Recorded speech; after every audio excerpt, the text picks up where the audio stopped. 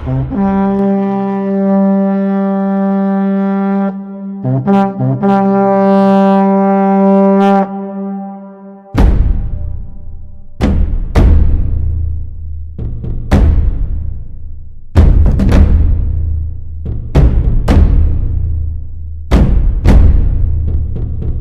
tanggal 7 Syawal tahun 3 Hijriah terjadi perang besar di sekitar Bukit Uhud. Kaum kafir Quraisy berjumlah 3.200 orang yang dipimpin oleh Abu Sufyan sudah sangat bernafsu untuk membalas kekalahan mereka di medan Badar 1 tahun sebelumnya.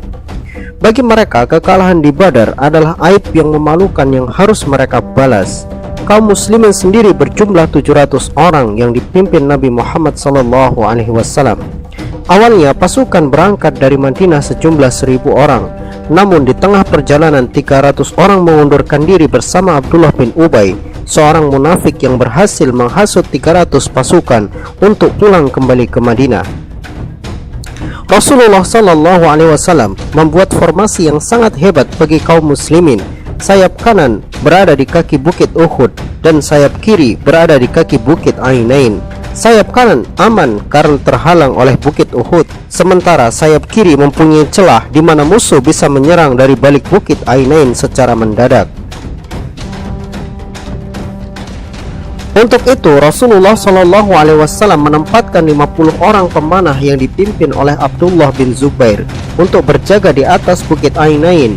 Rasulullah SAW menegaskan kepada mereka, gunakan panah kalian kepada kavaleri musuh.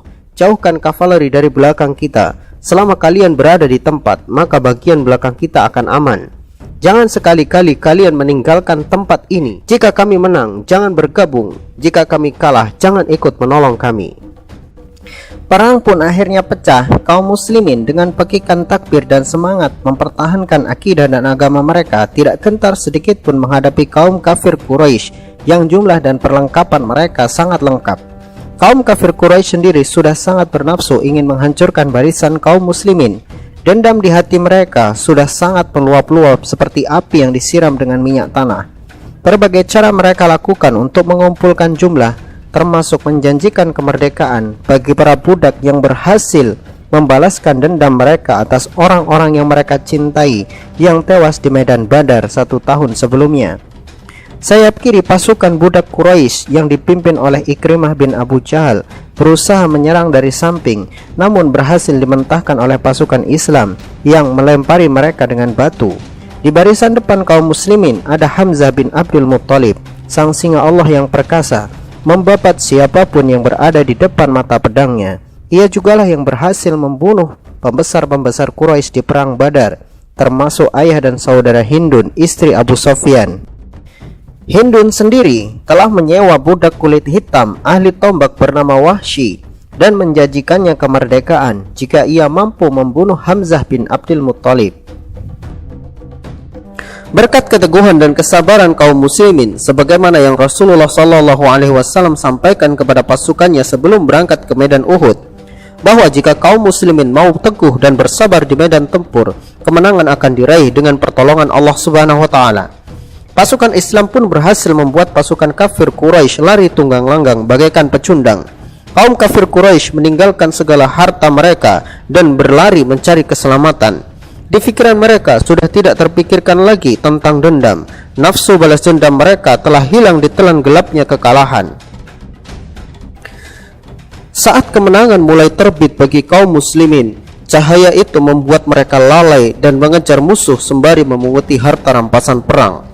Melihat kemenangan yang nyata itu, pasukan yang diberi amanah oleh Rasulullah SAW untuk berjaga di atas bukit Ainain melanggar amanahnya. Mereka ikut turun untuk memunguti harta rampasan perang.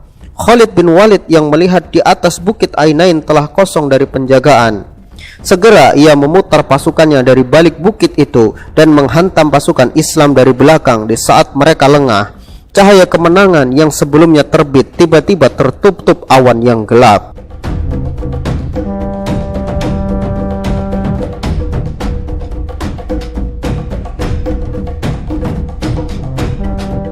Kini kaum muslimin menghadapi keadaan yang berbalik.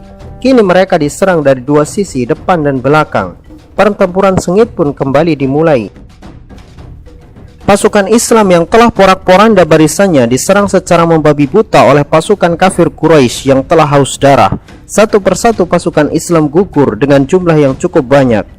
Strategi Khalid bin Walid yang saat itu masih belum masuk Islam dan kejeliannya dalam membaca peluang benar-benar membuat musibah yang nyata bagi pasukan Islam saat itu. Rasulullah SAW sendiri mengalami luka di bagian wajah, bibir bagian bawah beliau sobek, dan salah satu giginya tanggal akibat hantaman senjata musuh. Situasi saat itu sangat tidak menguntungkan bagi kaum muslimin. Wahsy, seorang budak yang disewa oleh Hindun, diam-diam melancarkan serangan tombaknya kepada Hamzah bin Abdul Muttalib. Seketika itu pula Hamzah gugur sebagai seorang syuhada. Di sisi lain, pasukan Islam berusaha untuk membendung serangan kafir Quraisy yang tanpa ampun menyerang habis-habisan kaum muslimin, sehingga kaum muslimin sulit untuk kembali menata barisan mereka. Hindun yang sudah sangat bernafsu atas dendamnya kepada Hamzah menghampiri jasadnya yang tergeletak di atas tanah. Hindun kemudian menghujamkan belatinya ke dada Hamzah, merobeknya dan mengeluarkan jantungnya. Tidak cukup sampai di situ, Hindun mengunyah jantung itu dengan penuh kemarahan dan kebencian. Di dadanya telah terpenuhi rasa puas atas dendam ayah dan saudaranya yang mati di tangan Hamzah pada perang Badar. Di situasi yang sulit seperti itu, kaum kafir Quraisy menyebarkan berita dusta bahwa Rasulullah SAW telah gugur di tangan mereka. Para sahabat yang mendengar berita itu pun langsung turun semangat mereka. Mereka benar-benar kehilangan semangat hidup. Di sisi lain, para pemanah yang melanggar perintah Rasulullah SAW merasa merekalah yang paling berdosa atas gugurnya Rasulullah. Menyadari hal itu, Rasulullah SAW memberikan kabar kepada para pasukan yang dekat dengan beliau bahwa beliau masih hidup dan masih berperang melawan orang-orang kafir Quraisy. Kabar itu pun menggema ke seluruh pasukan Islam dan membuat mereka kembali memiliki harapan untuk menang. Pada akhirnya pasukan Islam mampu memukul mundur pasukan kafir Quraisy dan membalikkan keadaan. Meskipun kaum muslimin tidak menang, namun dalam sisi yang lain, kaum muslimin mendapatkan pelajaran yang sangat berharga, sebuah kunci kemenangan yang akan mereka bawa di medan pertempuran selanjutnya, yaitu selama pasukan Islam teguh di atas perintah Rasulullah SAW, mereka pasti akan menang. Jika mereka melanggar perintah Rasulullah SAW, dapat dipastikan mereka tidak akan pernah menang. Mendengar perintah dan taat perintah adalah kunci utama kemenangan umat Islam pada pertempuran selanjutnya.